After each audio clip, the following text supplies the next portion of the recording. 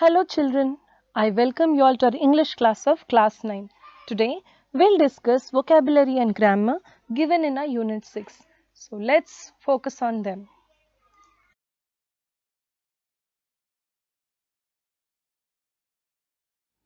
Children, let's today discuss about writing noun forms for the verbs. So why is it so important? Yes, there are some words which are used in both ways, like the word itself is an action word, it is a verb, and for that particular verb form we are going to write the noun form. So let's see some examples and understand what is this noun form actually.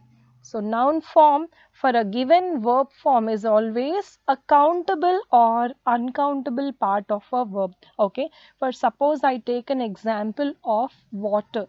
Water is something that you can count it or measure it according to the container that you take. Okay, so it is countable or uncountable, whatever it is children, but it is a noun, remember that. Okay, and when you're using the same word as verb, you are just watering the plants. You pour the water or you water the plants. So water is a noun that you drink and water is something that you pour to the plants. So water is used both like a noun as well as a verb. In the same way, we have some words to discuss and we'll know how to write the noun forms for the given verb form. So here we have the first word as write. Write is something that is an action. Write is a verb form. For that, writing, what you write up, that is called as a noun form and it's uncountable. We don't know what you have written. So like that, it is a noun form. For played, it's play, the noun form. Exploring, it's an action. Explore is the noun form. Act is an action.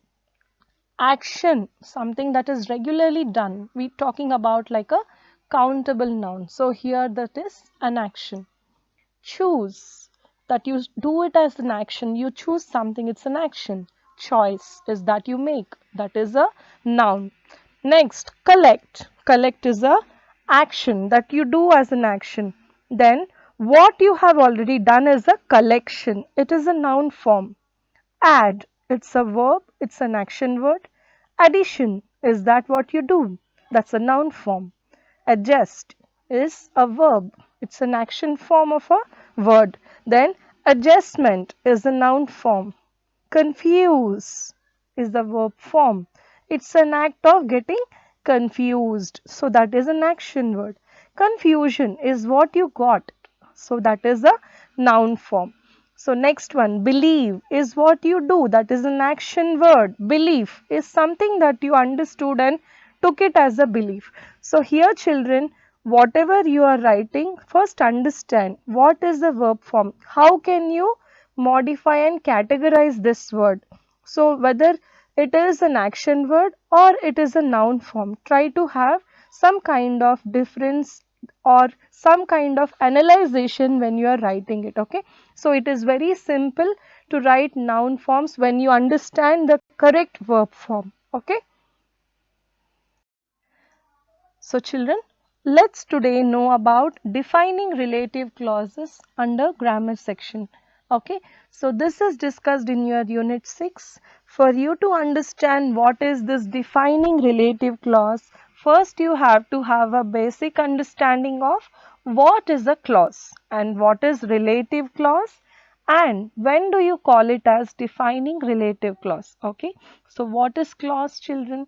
A clause is something that is similar to sentence, like it is a part of a sentence. Sometimes you will have two clauses in a sentence. Okay, so clause is that, and after that what is this relative clause? Relative clause is as similar as an adjective clause. Okay, so adjective clause, it means that it is describing the nouns in that, okay, in the sentence. So adjective clause always modifies the noun, always describes the noun in that sentence. So without the adjective clause we can't understand. So adjective clause when it is having the relative pronouns with it. Okay, so relative pronouns are what? Let's know them. What are relative pronouns and all? We have been doing this in our regular classes when doing many worksheets. I guess you understood, but I'll keep it very simple and try to understand. Okay. So the adjective clauses are also called as defining relative clauses. Why are they called like this? Why? Because they help to define the person, or they help to understand the object that it is referred to. Always they give us clear explanation or definition they describe. Okay. So the adjective clauses uses relative pronouns to describe or define something. Without these clauses, generally the users are left with confusion. They can't understand what you want to convey. So what are these relative pronouns? Let's know them. So here are they. We generally use who, whom, whose with people telling about their position. Okay. Then the relative pronouns which, that, it will describe things, and where will tell you about the place, why will tell you the reason, and when will tell you the time. So remember them: who, whom, whose for people, which, that, it for things or nouns there, where is for place, why is for reason, and when is for time. Let us solve some examples and understand them clearly. So children, here we will see some sentences and try to understand what a relative clause is and what is this defining relative clause. Here the sentence is: the man who takes away another man's freedom is a prisoner. You can clearly see that who takes away another man's freedom is written in another color and it's underlined. So if we remove that and we read it also, we'll understand something like the man is a prisoner. But without this part, underlined part, we are not getting the complete meaning what the writer wants to convey to us. Okay. So this adjective clause is helping us to convey the complete information about the noun, that is the man. Okay. So here it is defining, it is telling about the man who takes away another man's freedom. What he does is actually like a prisoner. And next one, here who is the relative pronoun that is used to define the person. And another sentence, you met a man at the party. He is a famous film star. Now let us join these sentences and we'll join them using relative pronouns and identify the relative clause as well. You met a man at the party. He is a famous film star. We are talking about a man. So we have to use a relative pronoun which will tell us about the man. So the answer is the man you met at the party who is a famous film star. So here we are using who when we are talking about a person. Next one, my friend came to the party. He is a policeman. Okay, my friend came to the party. He is a policeman. So now the answer would be my friend who came to the party is a policeman. We are talking about a person, so we have chosen the relative pronoun who, and of course the green part that is underlined is defining about the person, the noun. Okay, so that is why it is defining relative clause. It's an adjective clause describing as well as carrying a relative pronoun. So it is defining relative clause. Next one, where is the lady? She ordered this dish. The answer would be where is the lady who ordered this dish? Okay, so the colored and underlined part is the relative clause here. Next one, I lent you a book. Have still got the book? So the question is asked, I lent you a book. Have you still got the book?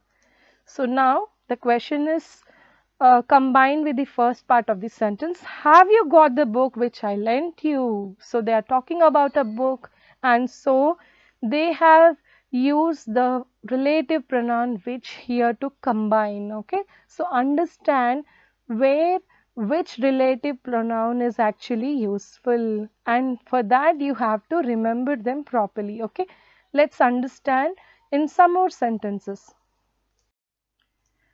So another sentence is, I remember the house I was born there. So here we have two sentences and we have to join them using a relative pronoun, and we'll understand and identify a relative clause there.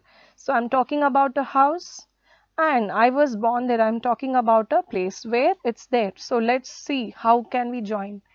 I remember the house where I was born. I'm talking about a place. So I'm using the relative pronoun where.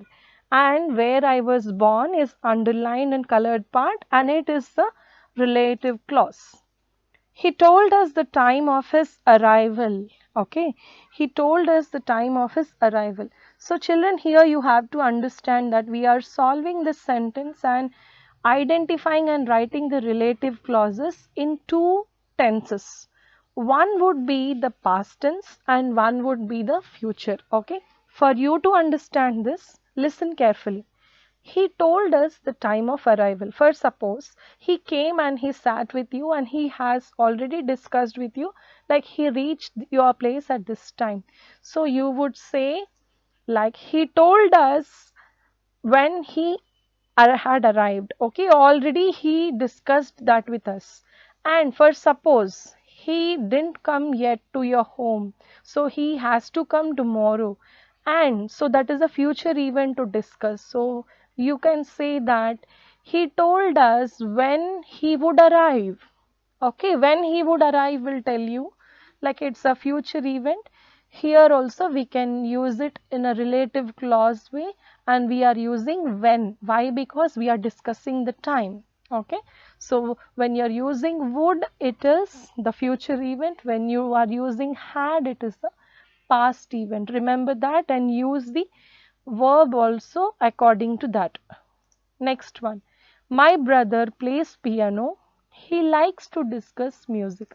So I'm joining and writing it like my brother who plays piano likes to discuss music. So my brother likes to discuss music. Of course, it is also a sentence giving me some meaning, but I'm defining what my brother likes. Okay, that is why this is a defining relative clause. I'm telling my brother who plays piano. I'm defining his interest.